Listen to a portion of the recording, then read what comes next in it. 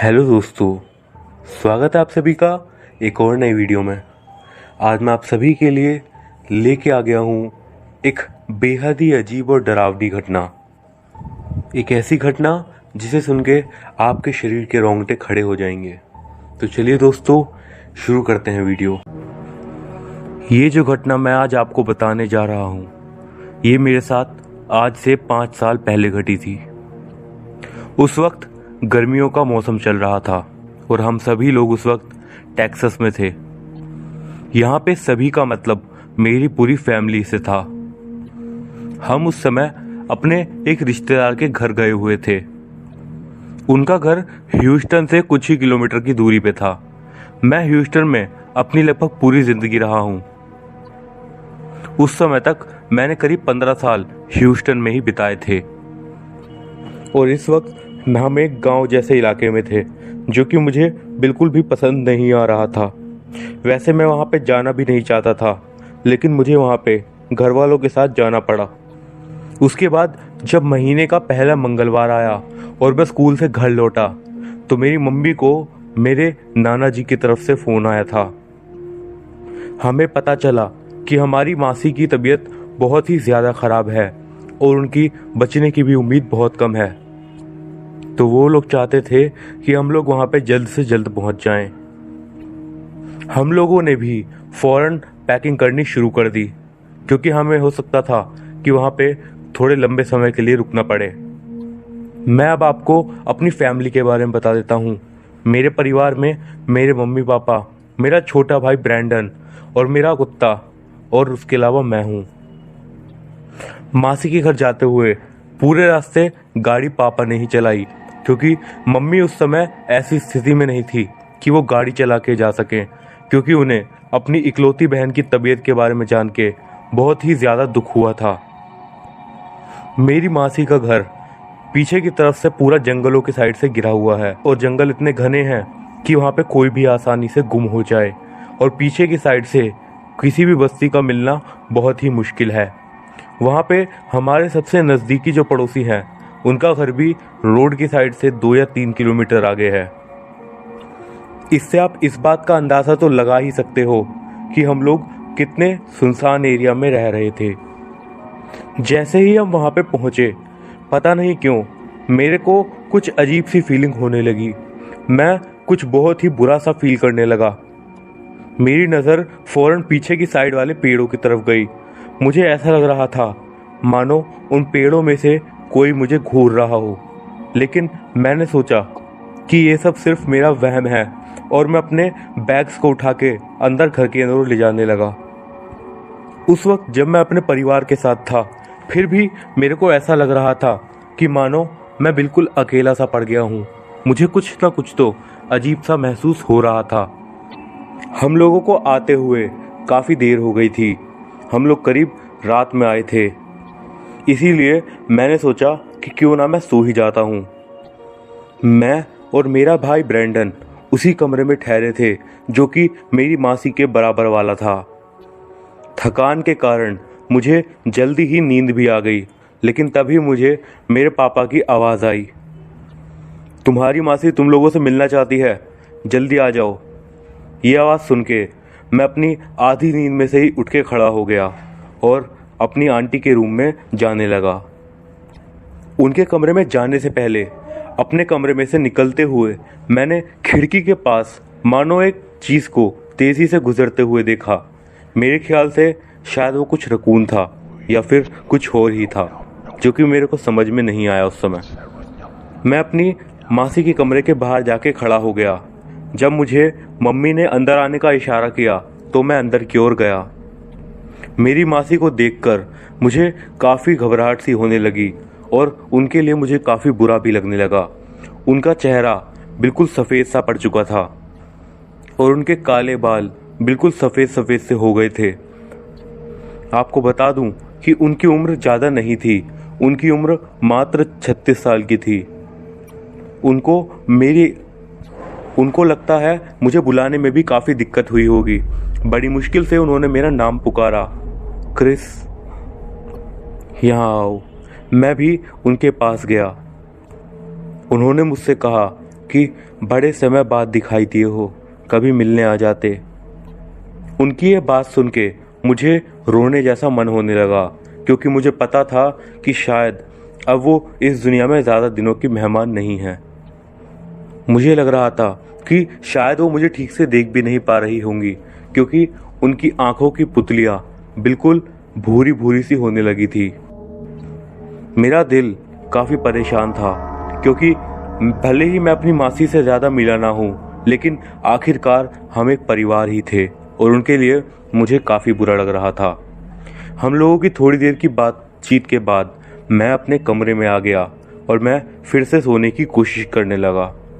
आखिरकार मुझे एक बार फिर से नींद आ गई, और लेकिन इसके बाद करीब 1 से 2 घंटे बाद मेरी नींद फिर से खुली। आधी खुली हुई आंखों से मैंने देखा कि रूम की खिड़की के पास हमारा कुत्ता जोर जोर से भौंक रहा है और उसके पास ही मेरा छोटा भाई ब्रैंडन भी खड़ा है, और वो दोनों खिड़की की तरफ से बाहर देख रहे थे। आधी नींद में ही मैंने ब्रैंडन से पूछा, तुम उठे क्यों हुए हो? उसने बाहर देखते हुए जवाब दिया कि मैं अभी तक सोया नहीं था। दरअसल मम्मी और पापा दादाजी के घर पे उन्हें लेने गए हुए हैं, क्योंकि मासी उनसे मिलना चाहती थी। वो शायद सुबह ही आएंगे अब। उसकी ये बात सुनने के बाद मैं एक बार फिर से नींद के आगोश में जाने ही वाला था कि उसने एक ऐसी बात करी जिससे मैं सुन के एकदम डर गया। उसने मुझसे कहा, भैया क्या आपने उस आदमी को देखा जो कि पेड़ों के पीछे से काफ़ी देर से हम पे नज़र रखे हुए है? बस ये काफ़ी था मेरे एक झटके में उठ के ब्रैंडन को साइड करके खिड़की से बाहर देखने के लिए। मैंने खिड़की के साइड में ही खड़े होते हुए पेड़ों की साइड देखा, तो मैंने देखा कि पेड़ों के पास ही एक साया बैठा हुआ है, और अंधेरे के कारण वो ठीक से दिख तो नहीं रहा था, लेकिन अंधेरे में ही 2 सफ़ेद चीज़ें चमक रही थी, जो कि शायद उस साए की आंखें थी। थोड़ी देर देखने के बाद ही अचानक से वो आंखें तुरंत ही गायब हो गई। मेरे को ये लग रहा था कि शायद कोई चोर या फिर कोई मानसिक रोगी कहीं से यहाँ पे आ गया है। मैं बहुत ही ज़्यादा परेशान हो गया, क्योंकि उस वक्त हमारे घर पे सिर्फ मैं, मेरी बीमार मासी और मेरा छोटा भाई ही थे। मैंने फौरन ही नीचे जाके सारे दरवाजे और खिड़कियों को बंद कर दिया। उसके बाद मैंने वही किया जो कि शायद मेरी उम्र का कोई लड़का भी करता। मैंने किचन में गया और वहाँ से एक चाकू उठाया और एक फ्लैशलाइट लेके गेट के पास जाके खड़ा हो गया। मैं अपने अंदर से हिम्मत जुटा रहा था कि मैं गेट को खोल पाऊँ। धीरे से मैंने जैसे तैसे वो गेट खोला और इस गर्म रात में मैं अपने घर से बाहर निकला। इससे पहले मैं हिल भी पाता, मैंने उसे देख लिया था। वो मेरी राइट साइड पे करीब 50-60 फीट की दूरी पे ही खड़ा था। लेकिन दोस्तों, वो जो था वो जान के आप सभी ही चौंक जाओगे। मेरे भाई ब्रैंडन ने मुझसे कहा था कि शायद वो कोई इंसान है, लेकिन मेरे ख्याल से वो कुछ और ही था। उसकी आंखें मानो मेरी आंखों में डूबी हुई थी, एकदम इस तरीके से घूर रही थी कि मैं बिल्कुल ही डर गया। मैं झुक झुक के आगे की तरफ जा रहा था, लेकिन मैं उसी पोजीशन में वहीं पे रुक के उसको देखने लगा। वो इतना भयानक था कि मैं उसका ब्यौरा भी काफ़ी डर डर के आपको दे रहा हूँ। उसका शरीर बिल्कुल किसी कंकाल की तरह था। उसके ऊपर मुझे कोई खाल नहीं दिख रही थी, मानो सिर्फ काली रंग की उसकी त्वचा, लेकिन उसके अंदर हड्डियों के अलावा कुछ भी ना हो। उसके नाखून काफ़ी लंबे निकल रहे थे, जो कि काफ़ी गंदे भी दिख रहे थे। लेकिन उसके पूरे शरीर से डरावना था उसका चेहरा। उसकी बहुत ही बड़ी बड़ी सफ़ेद आंखें थी और उसके मुंह पे थी एक बहुत ही भयानक सी हंसी, एक ऐसी हंसी जिसे देख के कोई भी डर जाए। उसके दांत बिल्कुल पीले थे और उसके मसूड़े भी काले रंग के थे, जो कि किसी भी इंसान के शायद नहीं होते। खून तो मानो उसकी आंखों से आंसुओं की तरह टपक रहा था। ये नज़ारा देख के मैं मानो एकदम से उसी जगह पे पैरालाइज हो गया था और डर के मारे मैं बिल्कुल भी हिल-डुल नहीं पा रहा था। मैंने जैसे तैसे अपनी आंखें बंद कर ली और ये सोचने लगा कि शायद ये मेरा वहम है और अभी मैं जब आंखें खोलूँगा तो वो मेरी नज़रों से गायब हो चुका होगा। लेकिन थोड़ी देर बाद जब मैंने अपनी आंखें खोली तो वो मेरे बिल्कुल सामने ही खड़ा था, मात्र 1 या 2 फीट की दूरी पे। मैं आपको बता दूं, वो बिल्कुल कुबड़ों की तरह खड़ा था, लेकिन फिर भी झुकी हुई कमर के साथ भी उसकी हाइट मेरे से मैच कर रही थी। और मैं आपको बता दूं, मेरी हाइट लगभग 5.5 फीट है और वो झुक के भी 5.5 फीट जितना ऊंचा दिख रहा था। उसके अंदर से एक बहुत ही भयानक बदबू आ रही थी और पता नहीं कहाँ से, उसके मुंह से तो बिल्कुल नहीं, एक अजीब सी घुर्राहट जैसी आवाज़ भी आ रही थी जो कि मेरे अंदर तक रोंगटे हिला रही थी। इस समय तक मुझे इतना तो पता चल चुका था कि मैं अब यहाँ से भाग नहीं सकता। फिर भी मैंने डरते डरते एक उससे सवाल पूछा, कौन हो तुम? मुझे उस भयानक जीव से जवाब की कोई भी उम्मीद नहीं थी, लेकिन उसके मुंह से एक बहुत ही बदबूदार आवाज़ में, एक भारी गुर्राहट भरी आवाज़ में, भारी सी आवाज़ में उसने जवाब दिया, मैं मृत्यु का दूत हूँ।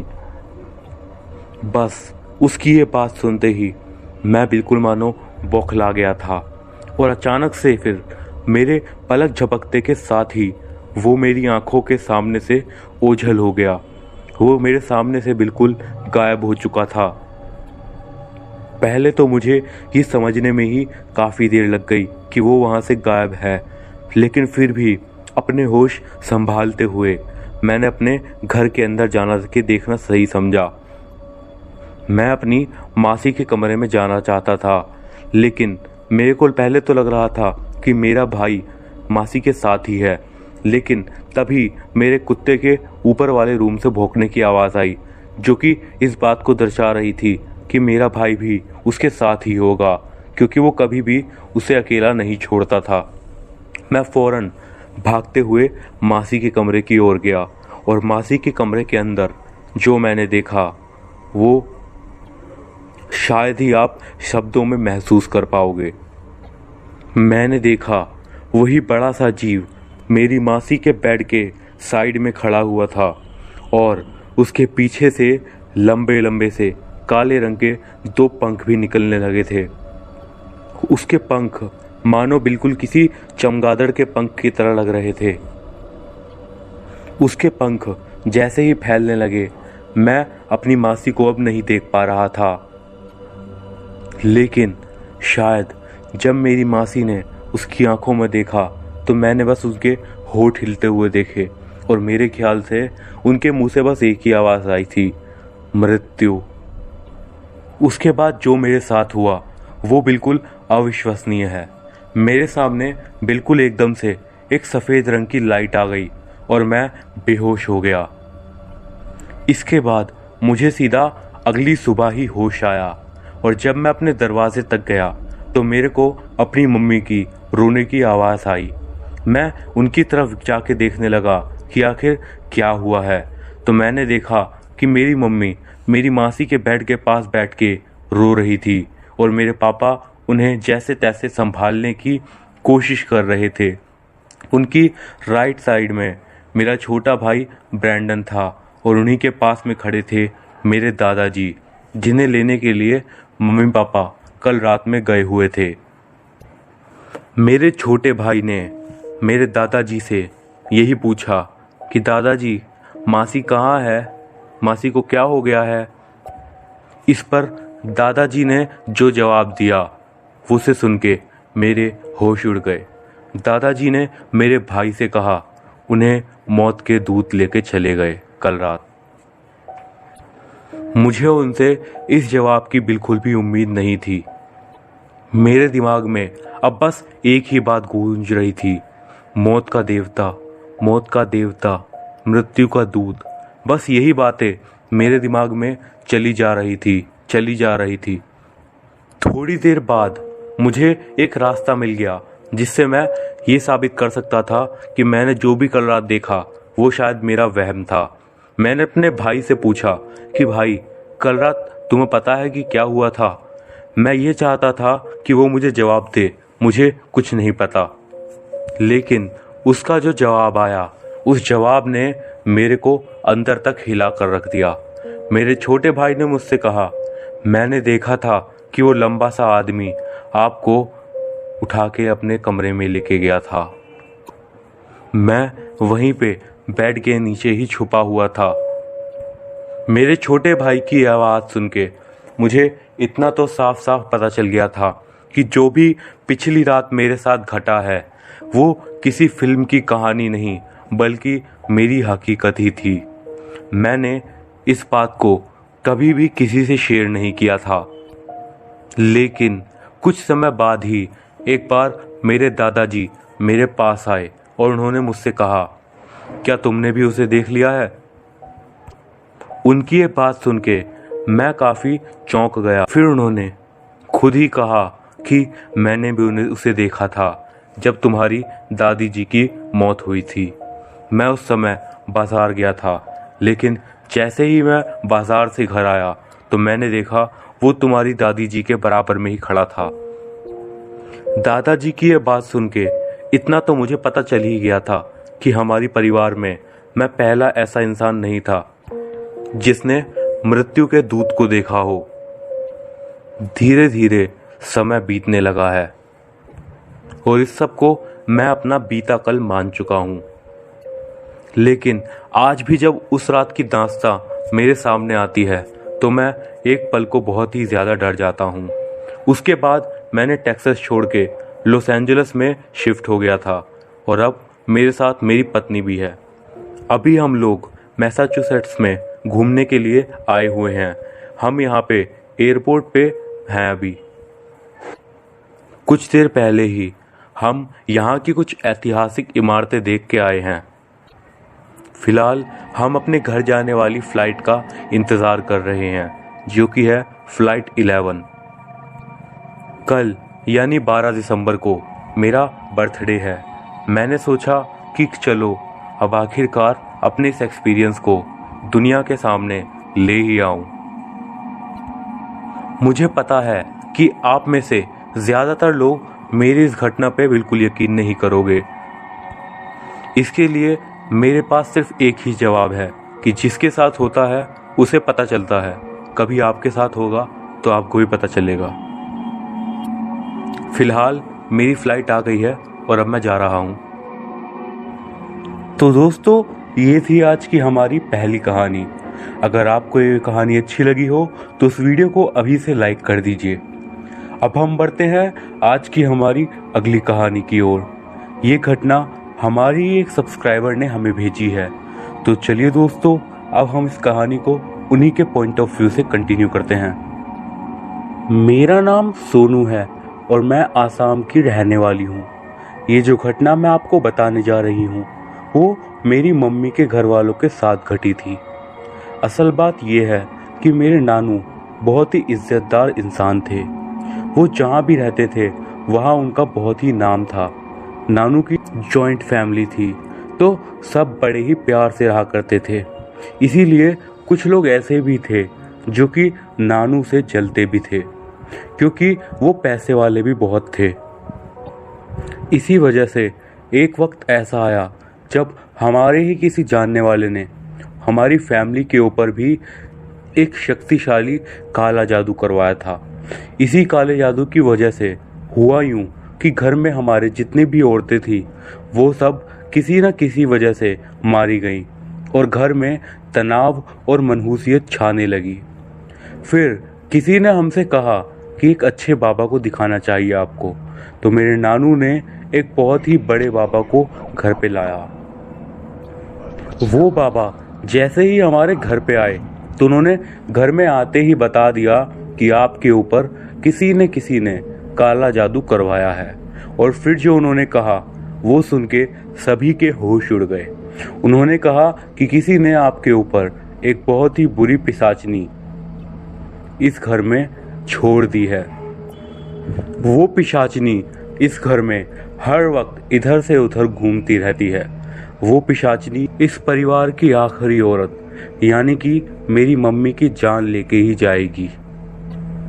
उसके बाद उन बाबा जी ने कहा कि हमने बहुत ही देर कर दी है और इसका उपाय करना भी बहुत ही मुश्किल है। इस पिशाचनी को जिसने भी यहाँ छोड़ा है वही इसे यहाँ से भगा पाएगा। साथ ही उन्होंने ये भी बताया कि ये कर पाना बहुत ही मुश्किल है, जो कि वो बाबा भी अकेले नहीं कर सकते थे। ये कह के वो वहाँ से चले गए और कहा कि वो कुछ दिनों बाद आएंगे। और उन्होंने ये भी कहा कि जब तक मैं ना आऊँ तब तक आप लोगों को सावधानी से रहना होगा। और ये कुछ दिन ही मेरे नानू के परिवार के लिए किसी श्राप से कम नहीं थे। इतने भयानक हादसे हुए थे कि मैं आपको बता भी नहीं सकती।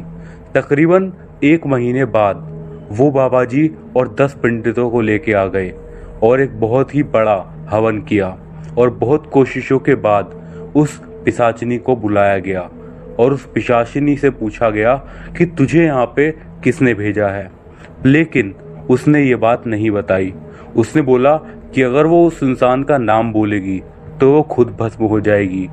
फिर गुरुजी ने कहा कि तू यहाँ से चली जा, पर उसने कहा कि वो अपना काम पूरा किए बिना नहीं जा सकती यहाँ से। पर वो बाबा जी भी बहुत ही पहुँचे हुए थे और उनके आए वो पंडित जी भी। उन सब ने मिलके उस पिशाचिनी को अपने वश में कर लिया। और फिर उस पिशाचिनी ने कहा कि इस घर में जो फूलों का बगीचा है उस बगीचे के कोने में कुछ गड़ा हुआ है, अगर वो निकाल दिया जाए तो वो यहाँ से जा सकती है।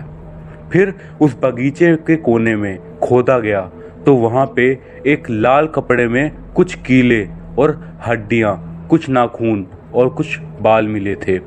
ये देखकर सब के सब घबरा गए कि ऐसा गंदा काला जादू कौन कर सकता है। और इसके बाद वो पिशाचिनी भी हमारे घर पे से चली गई। पर बाबा जी ने कहा कि उन्होंने उस पिशाचिनी को तो भगा दिया है, लेकिन उनके परिवार में जो मनहूसियत फैली है उसका वो कुछ नहीं कर सकते। और सच में आज मेरे नानू का परिवार क्या से क्या हो गया है। उनके घर में हमेशा ही अब लड़ाई झगड़ा चलता ही रहता है। नानू का भी एक्सीडेंट हो गया और सर में चोट आने की वजह से वो मानो मानसिक रूप से बीमार हो गए हैं। और घर में इतनी अशांति है कि सभी लोग जो कि पहले एक साथ रहते थे अब सब लोग अलग अलग हो चुके हैं और कोई भी किसी से बात तक नहीं करता। वो हंसता खेलता घर जैसे एक सुनसान शमशान बन गया हो। यानी कि मेरे मामा ने भी अपनी बहनों से रिश्ता तोड़ दिया। मुझे कभी भी इन सब पे यकीन नहीं था, पर जो हुआ इन सब में यकीन करने को मजबूर करता है। ये एक ऐसी घटना है जिसने मेरे पूरे परिवार को अलग कर दिया और इस घटना को मैं शायद कभी भी ना भूल पाऊँ।